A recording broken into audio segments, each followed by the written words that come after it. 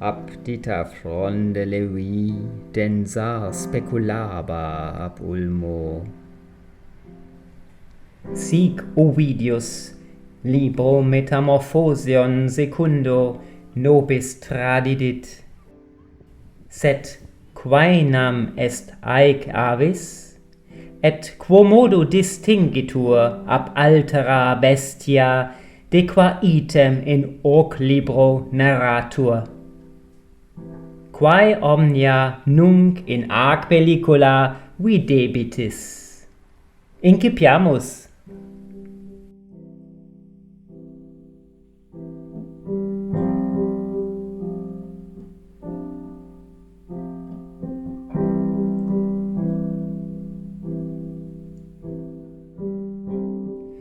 In primis, quae aves vel alites uius generis in natura notantur. Sunt quattuor. Ut nominibus videtis est magna vis avium, quibus communis est una res, habent praenomen corvum, quod nomen etiam apud Ovidium legimus. Quade causa autem variis formis praeditae sunt, cognomina avium inter se differunt. Ne eos contemne, non difficile est discernere, detege nobiscum arum avium secreta. Hic sunt duae volucres, quae geminae esse videntur. Recto vides, variis plumis teguntur, alteri nigri, alteri cannicolores est, quadam veste nigra indutae. Quo nomine utraque nominetur scitaris, bestiam nigram, corvum coronem coronem, aliam corvum coronem cornicem, vel alita nebulosum vocant, quod benedictum putamus.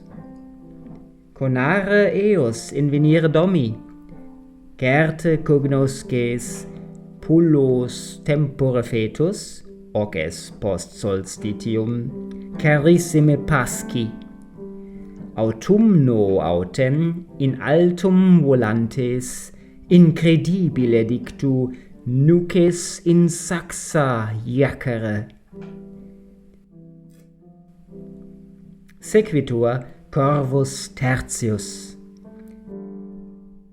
Tempore frigida, greges immensae eorum, per auras evehuntur, et comes stantur corvis, quos supra descripsimus, sed rostrum nudum et aliquam acutum gerit, et ecce frontem philosophi habet, quasi singularem ingenium eos bestiae significantem, rogasne nomen, accippe, corvus frugilegus nominatur.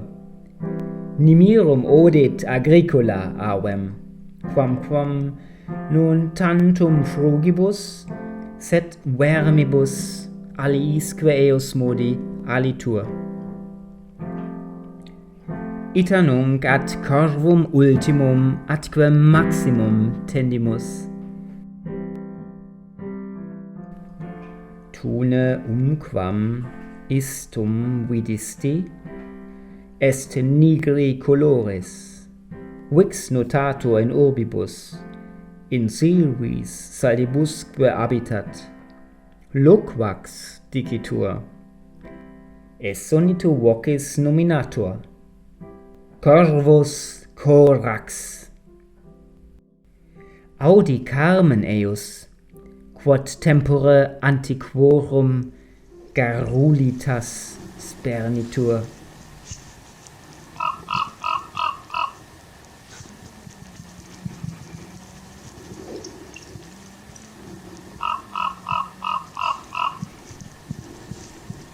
none aequox pulchra est,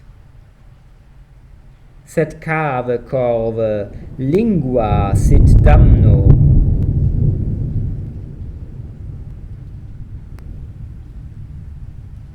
Atquae aves in fabula ab Ovidio notantur, bene quaeris, tale roganti aec referendum est, ille corvus Apollinem dominum abere dicitur, qui procerto est ille corvus nomine corax, quem scriptores Graeci saepius per varias litteras memoraverunt.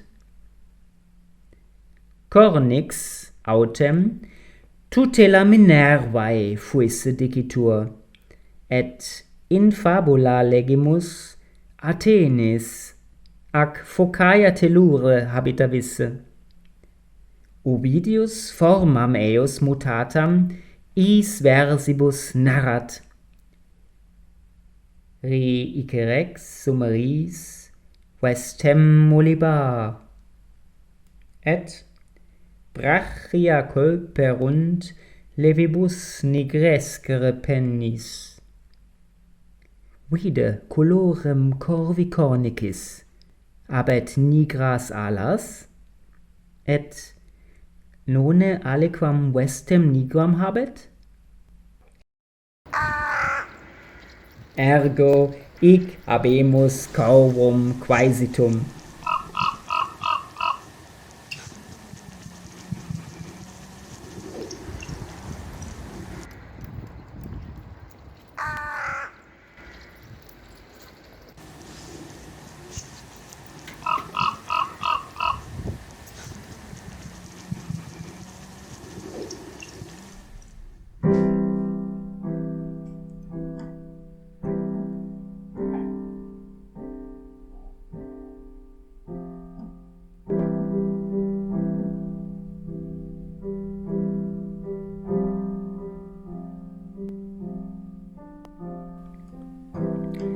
Hac pellicula visa, vobis gratias agimus. Et nunc ad te. Summe librum. Duae aves in una fabula mutabuntur, quod tibi legendo certe placebit. Ut omnia tibi gaudius sit. Atque fama Ovidii vivat. Bene, hoc fuit. Vobis valete dico. Et in proximum